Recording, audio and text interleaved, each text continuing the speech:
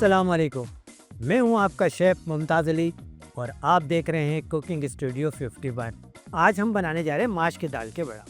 माश की दाल का बड़ा ये समझ लीजिए आप 2-3 स्टेप्स हैं। उस 2-3 स्टेप्स के अंदर हम तमाम काम और बहुत क्विक रेसिपी है। बड़ा बनाएंगे, उसके बाद उसकी चटनी की एक रेसिपी आपसे शेयर करेंगे। हमारी अपनी रेसिपी होगी।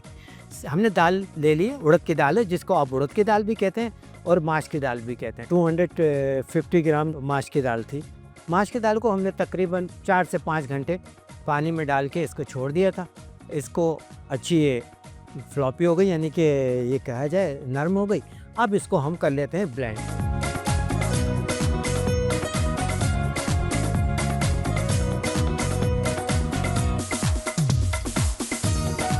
अच्छा देखिए, अभी हमने ये ब्लेंड कर लिया। अब ब्लेंड करने के बाद इनको अच्छी तरीके से इसको मिक्स कर लेते हैं, कि इसको फेंट लेते हैं ताकि ये फ्लॉपी हो जाए। कि जैसा कि आपने देखा होगा बड़े बड़े शेफ जितने भी हैं वो एक मेथड करते हैं, ठंडे पानी के अंदर उसको डालते हैं और डाल के देखते हैं कि क्या ऊपर आ गया तो समझ लिए अच्छा फेंटा है, अगर ऊपर नहीं आया तो उसका मतलब भी और फेंटना बाकी है। तो हम भी वही मेथड इस्तेमाल करके देखते हैं। अगर हमने ये देखें, ये हम डालते हैं, ये देखिए कैसे ऊपर आ गया ये, तो इसका मतलब है ये बहुत अच्छी तरीके से और बहुत अच्छा ये फिट गया है। अच्छा देखिए, ये तो मिक्स कर दिया हमने। अब हम डालते हैं ऑनियन इसके अंदर। ऑनियन हमने 2 छोटी स्मॉल ऑनियन लिए, उनको चॉप कर लिया।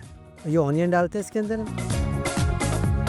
ये हमने ऑनियन डालती, तकरीबन हमने 12 से 13 जो है वो करी पत्ता चॉप करके इसमें डाल दिया। हमने तकरीबन 2.5 बड़ी चिल्ली लेके उसको चॉप कर दिया था, वो हमने इसके अंदर मिक्स कर दिया। इसके अलावा ये सॉल्ट है, सॉल्ट हस्ब जायका, जितना आपको पसंद है इतना सॉल्ट डाल दिया। अब इसको हम कर लेते हैं मिक्स।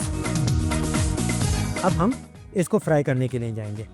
अच्छा देखिए, अब माश की दाल का बड़े का तरीका कार यही है, थोड़ा सा हाथ को है इसको ज़रा भिगो लें और उसके बाद जो है फिर इसको ये देखिए हाथ में ले लें। साइज़ के आप पे डिपेंड करता है कि आप कैसे साइज़ वो रहेगा। तो देखिए आँच बिल्कुल जो है हल्की रखिएगा, मीडियम रखिए ताकि वड़े जो है अच्छी तरीके से पक जाए। इसी तरह हम सारे डाल देंगे और आपको बताएंगे पकने के बाद कि किस तरीके से ये पका है।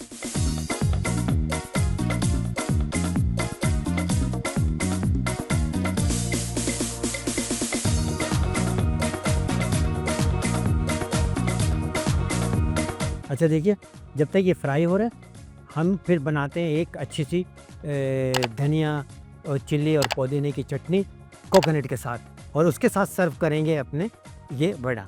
इसको आप चाहें तो दही के साथ भी ले सकते हैं, चाहें तो आप चटनी के साथ लें, लेकिन हम जो चटनी बना रहे हैं वो अलग ही बिल्कुल होगी। चलिए आपको दिखाते हैं। तकरीबन हाफ बंच हमने धनिया डाल दिया इसके अंदर, ये 4 चिल्ली डाल दिए।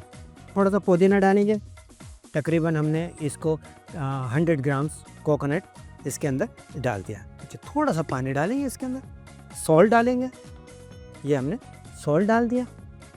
ये हम इसको अब इसके हम बनाएंगे, कवर करेंगे।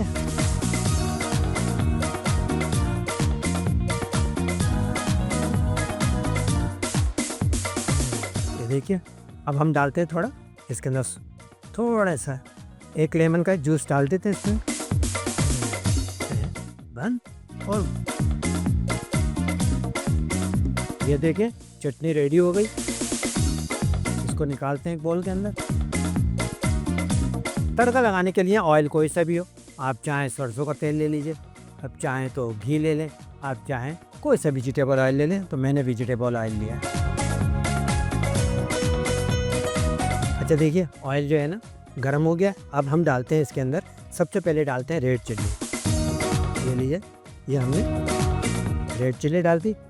मस्टर्ड सीड जो है ना वो तकरीबन हमने डाल दिए आधा टीस्पून। अच्छा, अब हम डालेंगे करी पत्ता। ये करी पत्ता हमने डाल दिया। अब अच्छी तरीके से इसको, ये तड़का रेडी हो गया।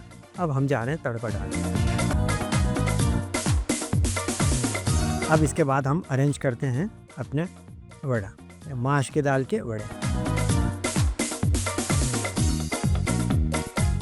माश की दाल के बड़ा रेडी है। बिल्कुल आपने देखा कितना आसान है बनाना, बिल्कुल 2 और 3 स्टेप्स के अंदर, और चटनी भी इतनी मुश्किल नहीं है, सिर्फ 3-4 इंग्रेडिएंट्स हैं। उसको घर में कोई मेहमान आ जाए, स्नैक्स के तौर पे आप दीजिए उनको, इंशाल्लाह आपको दाद दे के जाएंगे। बहुत अच्छा टेस्ट है, क्रिस्पी हैं, बिल्कुल पके हुए हैं, लो हीट पे पके हुए हैं और बहुत अच्छा है। इसके साथ ही मुमताज़ अली को इजाज़त दीजिए, लेकिन जाते जाते एक चीज़ याद रखें, सब्सक्राइब करना, शेयर करना, लाइक करना भूलिएगा नहीं। अल्लाह हाफिज़। Cooking studio 51।